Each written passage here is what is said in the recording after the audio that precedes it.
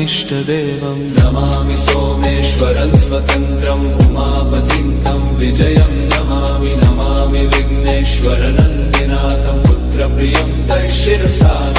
नमामि देवं भवदुःखशोकविनाशनं चन्द्रधरं नमामि नमामि गङ्गाधरमीशमीड्यमुमाधगं देववरं नमामि नमाम्यजादिशपुरन्दरादिसुरासुरैरचितपादपद्मं नमामि देवी मुखवादनानैक्षार्थमक्षित्रितयं यैष पञ्चामृतैर्गन्धसुधूपदीपैर्विचित्रपुष्पैर्विधैश्च मन्त्रैः